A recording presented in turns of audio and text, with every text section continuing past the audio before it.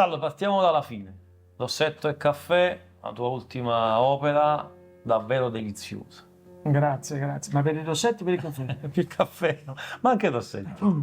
Sì, in effetti credo che sia un nuovo viaggio musicale per me. Non ero sul mercato da 3 anni e mezzo, diciamo l'ultimo album pubblicato, e devo ringraziare naturalmente tutte le persone che in modo amorevole mi stanno regalando, ma dedicando il loro tempo, perché l'ascolto di una canzone è dedicare comunque tempo.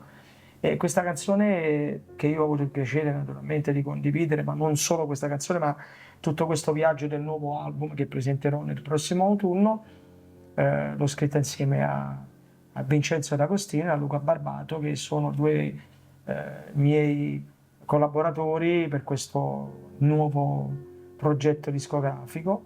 E questo è anche un periodo perché stiamo ultimando gli altri brani. Non è proprio semplice perché io sono anche preso da altre cose, nel senso che è partito un mio tour dal titolo Universal, e quindi questo modo di comunicare attraverso l'universo dell'amore, io in modo universale faccio anche 2 o 3 cose contemporaneamente. Le canzoni naturalmente le avevamo già scritte un po' di mesi fa, solo che da qui poi a mettere tutto in bella copia non è una cosa semplice. Io sono molto meticoloso sul lavoro e per cui sto fino all'ultimo momento a cambiare quelle cose che secondo me magari potrebbero essere migliorate. Rosetta e caffè è un biglietto da visita, è il biglietto da visita di questo nuovo progetto musicale. Io sono strafelice perché non riesco a trovare le parole per ringraziare tutto questo affetto incondizionato.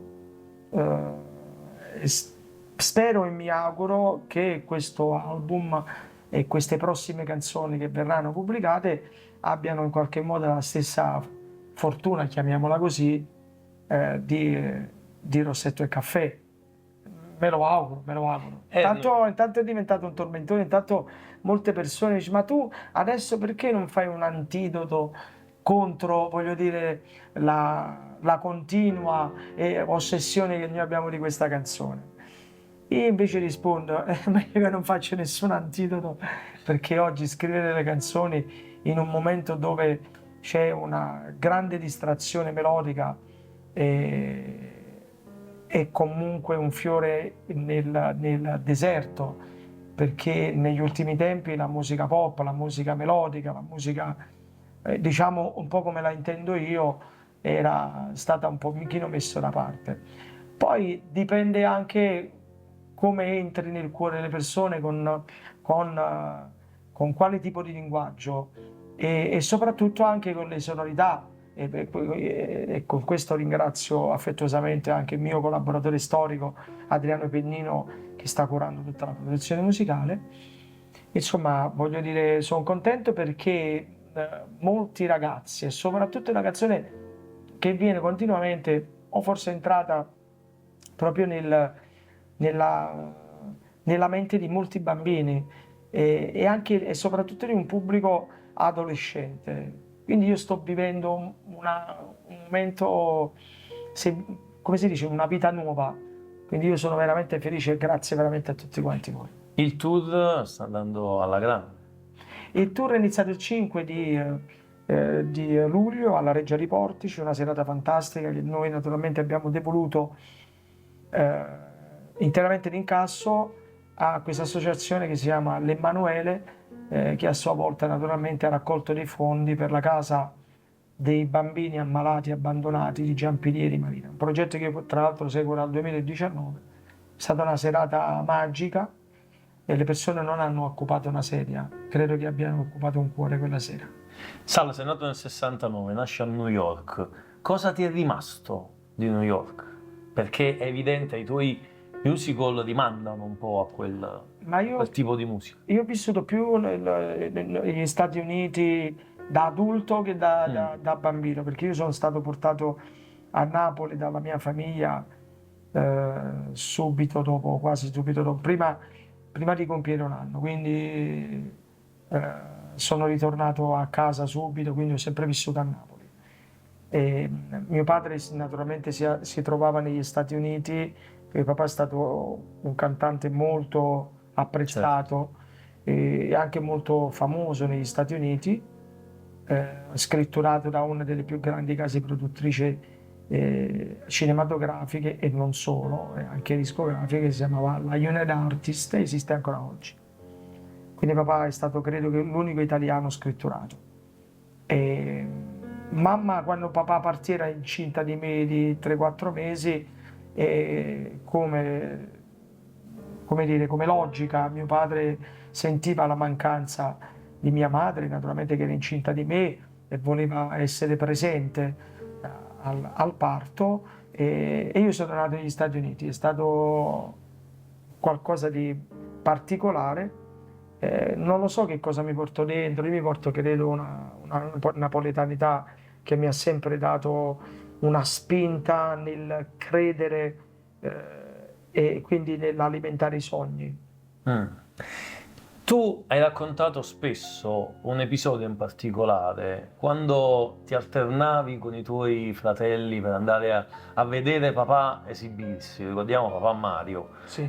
che si esibiva allora. Ti alternavi con loro, quasi certe volte gli fregavi il posto, pur di Sono vederlo. sempre fregare il posto, io ero sempre quello avanti a tutti, no?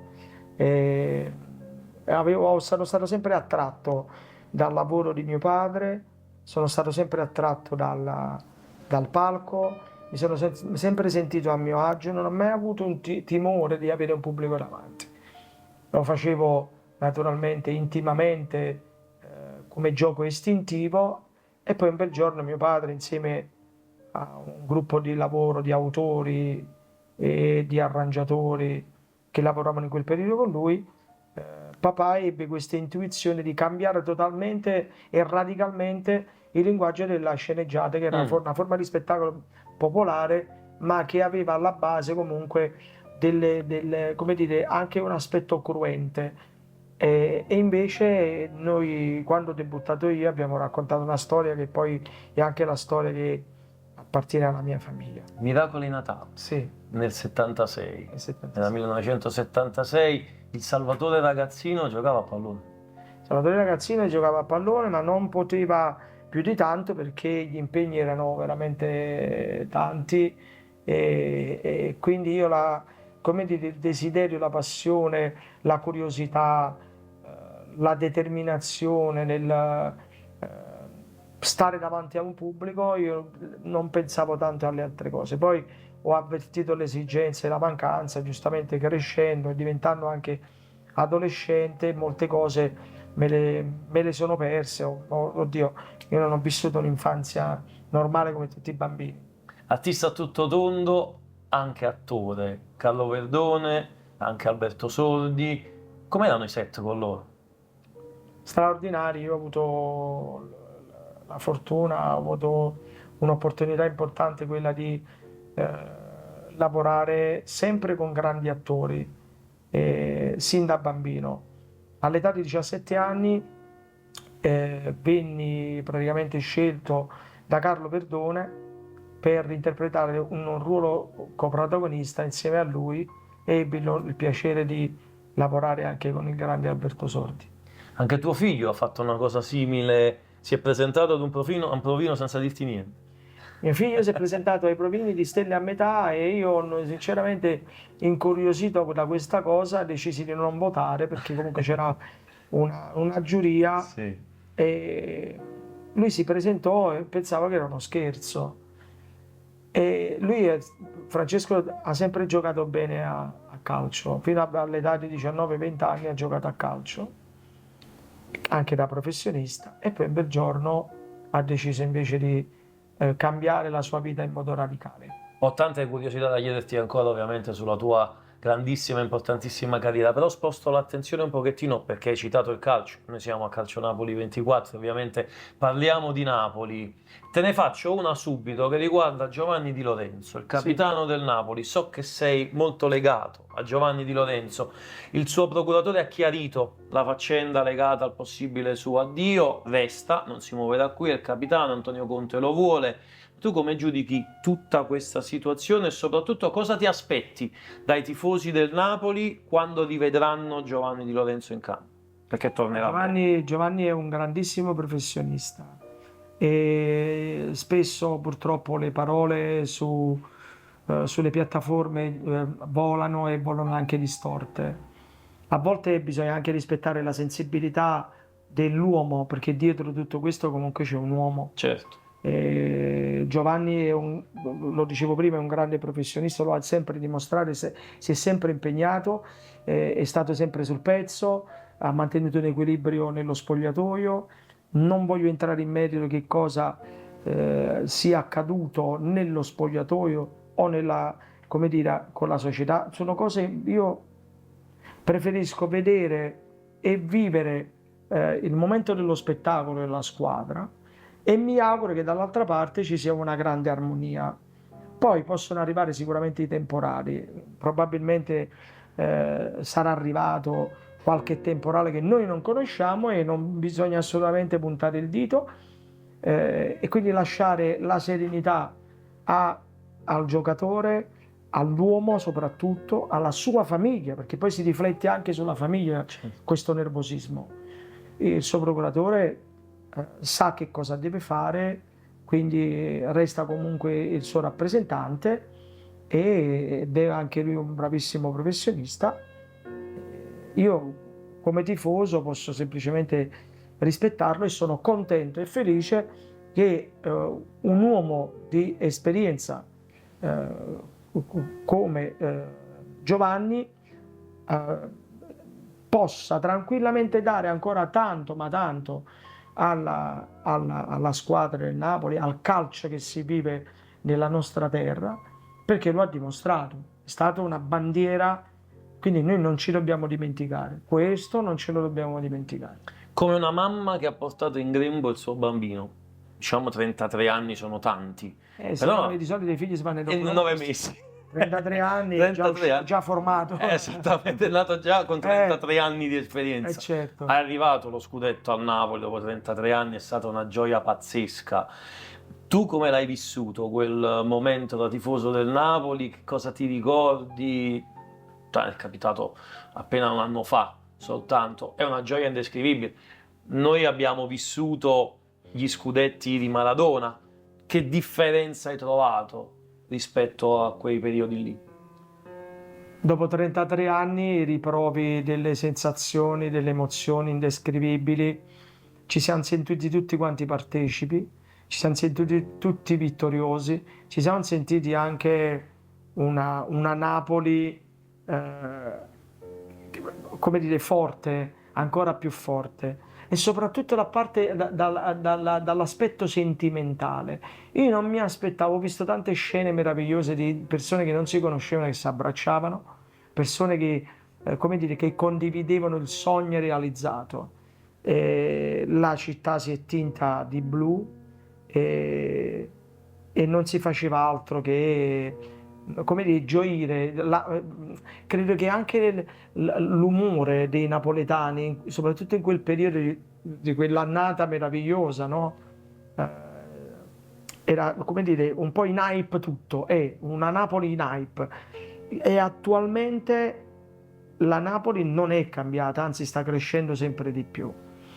Io, come dire, dai social per esempio ho visto finalmente dopo 35 anni, quei famosi anni 90, quando che nacque il progetto Italia 90, finalmente hanno aperto una metropolitana meravigliosa, sì. Quindi anche le cose che sono nate e stanno nascendo sono un'opera d'arte. Certo. È passata come lo scudetto del Napoli e dopo 33 anni è un'opera d'arte perché non è lo semplice scudetto, noi ancora ce la godiamo questa cosa, è una gioia. Spero che ci siano altre opportunità. Sì. E mi fermo qui perché per Scaramanzini non lo vuoi dire? No, però spero che con la venuta di Antonio Conte, sì, che io conosco molto bene, possa veramente portare quella giusta determinazione, quella creatività, quella fantasia che il Napoli naturalmente aveva smarrito nello scorso campionato. Antonio Conte è il top degli allenatori. Napoli in questo momento non poteva scegliere di meglio, a mio avviso. Credo che sia dello stesso avviso anche te, sentendo le tue parole prima. È l'uomo giusto nel momento giusto, in un momento nel quale il progetto Napoli doveva cambiare. Tu hai un altro di amico, che è il presidente Aurelio De Laurentiis, che conosci bene. Certo. Ecco, ha dimostrato di voler far ripartire il progetto Napoli con Antonio Conte, dando ad Antonio Conte massima libertà. Ma il presidente è una sua creatura, è proprietario del Calcio Napoli e naturalmente come tutti noi io posso tranquillamente fare degli errori, una scelta di un album, una scelta di uno spettacolo o magari una linea che posso sbagliare, magari io la interpreto in un altro modo e poi i risultati non arrivano. Certo. Il presidente è stato così lucido, così scaltro, che ha portato a termine un suo obiettivo, che era già naturalmente obiettivo che si era prefissato già durante il campionato. E tutti possiamo commettere degli errori, però non ci dimentichiamo che il Napoli negli ultimi anni è stato sempre lì su nella top 5 delle squadre certo. blasonate italiane. E quindi bisogna dare merito a quest'uomo che è riuscito con il suo, la sua caparbietà, la sua testardaggine, la sua idea di progetto a realizzare qualcosa di magico. Qualcosa di magico. Qualcosa di magico. Antonio Conte, che è la scelta su Antonio Conte, che è un top player, ma mi affido anche alle parole di Antonio. Lui ha bisogno comunque di una squadra, Certo. ha bisogno perché nel campo e sul terreno di gioco sono i calciatori che portano avanti la partita. Lui dà delle direttive, è un grande regista, per cui mette insieme questo film partite per partite. A proposito di giocatori che devono saper recitare bene. È ovvio, questo è fuori discussione, hai realizzato tante cose belle. Napoli mia? Legata un po' allo scudetto, ovviamente. Sì, è una canzone di Claudio Mattone che lui non... Voglio anche chiarire questa cosa perché Claudio Mattone quando ha scritto questo omaggio, questa lettera d'amore a Napoli e dentro questa Napoli che era cambiata c'era naturalmente anche la goduria della squadra del Napoli. L'intento suo non era quello di scrivere un inno per il Napoli. Poi lui l'ha anche chiarito in una intervista. Poi se domani mattina il pubblico decide di portarla e farla diventare qualcosa, ci mancherebbe altro. Le canzoni vengono consegnate alla vita come i figli. Luciano Spalletti è stato l'artefice di quello scudetto, insieme ovviamente a quello Sì. Napoli, un altro tuo amico. So che hai qualche aneddoto con Luciano Spalletti. Sì, Luciano, il mister Luciano è un uomo straordinario, è un uomo che ha una caparbietà a tenere il gruppo unito, a crescere con il gruppo, a dormire anche negli spogliatoi, perché lui l'ha fatto anche.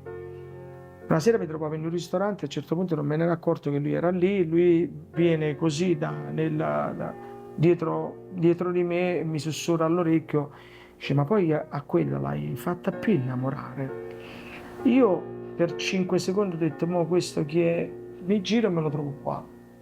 E dico mister, ma che stai a fare? Tra l'altro con il mister io ho avuto il piacere di giocare con lui in campo qualche anno fa con la nazionale italiana cantanti, perché lui spesso veniva e si divertiva con noi ed è una persona molto seria, molto seria, molto seria. Assolutamente sì. Hai cantato tante volte al Maradona, San Paolo, Stadio Maradona, però in quel momento della festa, 5 giugno di 2 anni fa, alla festa scudetto, tanto di maglia, tanto di sciarpa, è bello, no? Ritrovarsi con tutto il tuo popolo in un momento di gioia così importante. È sempre un'emozione, come dire, cantare o addirittura scendere su quel palco, su quel palcoscenico che è poi il terreno di gioco, perché ricordo da adolescente, da bambino, che mio padre o magari qualche amico di mio padre mi portava a vedere una partita e quindi ho vissuto tanto, ho vissuto il giorno dello scudetto, ero lì allo stadio, fui catapultato praticamente dagli spalti giù, per fortuna caddi addosso a altre persone per la gioia. E quindi trovarmi dopo molto tempo, trovarmi dall'altra parte giù, per me è un'emozione incredibile. Poi quella sera fu una serata magica dove si festeggiava comunque questo scudetto, diciamo che era una celebrazione, lo scudetto nello scudetto, la festa per eccellenza. Quella sera tanti cori hanno cantato e quindi gioito per questa grande impresa. Assolutamente, diciamo che con il Napoli non possiamo dire non riesco a farti innamorare. No, non lo posso dire perché Napoli, ma secondo me proprio Napoli in generale è una città che si lascia amare, ma soprattutto lei ama senza che tu neanche te ne accorgi certe volte. E tu quanto stai, tra virgolette, amando le nuove leve a livello di musica? Vediamo Geolier per esempio, che nell'ultimo periodo Emanuele sta facendo tante cose importanti, ha riempito lo stadio Maradona per ben 2 volte, è stato in tour fino a poco tempo fa, continuerà in estate. Sono nuove leve che avanzano. Credo che Emanuele sia la voce di una nuova generazione che si esprime raccontando delle cose molto interessanti e però poi dietro ci sono tanti altri che raccolgono delle briciolette e alla fine c'è poca ciccia e come dire è come quando tu presenti a un ristorante presenti un bel piatto di pasta asciutta che tu lo desideri tanto e ci sono quelli invece che come dire, cavalcano solo l'odore del piatto, però c'è poca ciccia, c'è tanta fuffa perché ce n'è tanta quando ne vuoi e forse poca arte, poca qualità musicale.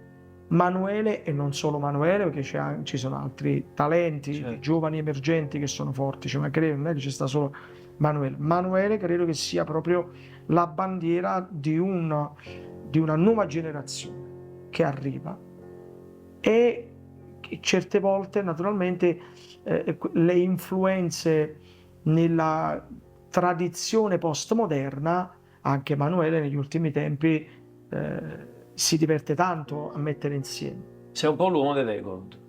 450.000 giovani quando hai cantato davanti al Papa, 700 repliche di Scugnizi. Come si fa? Come si fa? C'è sicuramente è la passione, è la grande passione che ho per questo bellissimo mestiere e soprattutto credo che lassù qualcuno ha deciso che io dovevo fare questo cammino e questo cammino ha fatto crescere anche una famiglia importante, la mia seconda famiglia che è il pubblico che è cresciuto insieme a me, quindi chi nonno come me oggi porta i figli o meglio porta anche i nipoti ai miei spettacoli, ma anche se vuoi con Rossetto e Caffè quelli sono i miei nipoti che oggi si avvicinano alla mia musica, quindi per me è è un rinnovamento, una cosa speciale. Quello che mi colpisce, io sono uno di quelli che ti segue tanto, Sì. mi piace tanto la tua musica, quello che mi colpisce sempre è vederti col sorriso. Quando canti ti diverti e fai divertire, anche se magari vai a toccare delle corde che sono un po' malinconiche, no? Perché in alcuni casi quando si parla di amore si soffre un pochettino, però lo fai col sorriso ed è la differenza sostanziale secondo me di te rispetto a tanti altri. Io penso che uno che è triste, uno che si è arrabbiato nella giornata ha perso una giornata, l'ha persa. Certo, tutti quanti ci possiamo arrabbiare, tutti quanti magari possiamo perdere un po' le staffe, perché siamo esseri umani, L'importante è perdere le staffe nel modo giusto e non degenerare mai. Certo. Quindi non perdere le staffe, non sto giustificando la violenza, perché io sono contro ogni forma di violenza, anche quella verbale soprattutto. Ma cerco in qualche modo di sorridere, perché mi fa bene, perché mi aiuta anche a raccontare certe volte il peso delle cose. Io ritorno a quel momento davanti al Papa. Sì? Che emozione hai provato lì? Quello è spettacolare. Ma nel 1995 ho provato un'emozione, tieni presente, tu sai di avere un padre spirituale così importante che guida comunque la fede attraverso la Chiesa e quant'altro, e a un certo punto te lo vedi davanti. E vedi come dire, un omone che sembra, voglio dire, con una statura normale, ma è enorme, è gigante. Poi Papa Wojtyla per me è stato comunque un riferimento spirituale importante. Quella sera è stata una sera magica per me, perché ho portato a casa un suo abbraccio e un suo bacio, e l'emozione che ho provato e l'energia che lui trasmetteva sul palco, anche da vicino. Prima mi hai detto che porti sempre dentro di te la napoletanità, qualcosa che non ti lascia mai. Hai cantato Napoli insieme a Gigi D'Alessio, Gigi Finizio, ma con un bolognese che è definito napoletano, come Sì. Lucio Dalla. Sì. Lì so che hai un altro di retroscena che vi riguarda. Avete registrato una cosa al volo su una barca mentre lui era in vacanza a casa. Lucio Dalla. Io ho conosciuto Lucio attraverso questa esperienza di un brano scritto da Gigi D'Alessio e Vincenzo D'Agostino, e quindi lui mi coinvolse. In quel periodo ero proprio strapreso dallo spettacolo Scugnizi, perché giravo in quel periodo. Quindi abbiamo registrato insieme, da lì ho conosciuto il grande Lucio Dalla, è nata subito in empatia, e io andai a ritirare un premio con Claudio Mattone per C'era una volta a Scugnizi, e lui ritirava un premio per una colonna sonora che lui aveva scritto della Tosca, un musical bellissimo. E mentre salivo sul palco mi disse: "Senti, mi fai una cortesia, devi venire a Capri a cantare con me, perché lì ti adorano, e mi fa piacere, io dedico questa serata agli ormeggiatori di Capri".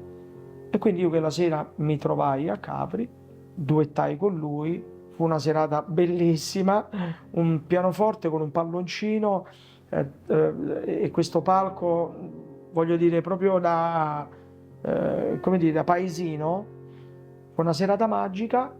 E l'indomani io mi trattenni a Capri, l'indomani, e dico: Lucio, io mi piacerebbe dedicare, fare un omaggio al grande Renato Carosone, una canzone scritta da Claudio Mattone nel 1989 per un Sanremo, quindi che non se lo filò nessuno. Pensate, un grande artista, un grande rivoluzionario della musica, che, voglio dire, passa inosservato a un Sanremo. È una cosa terribile.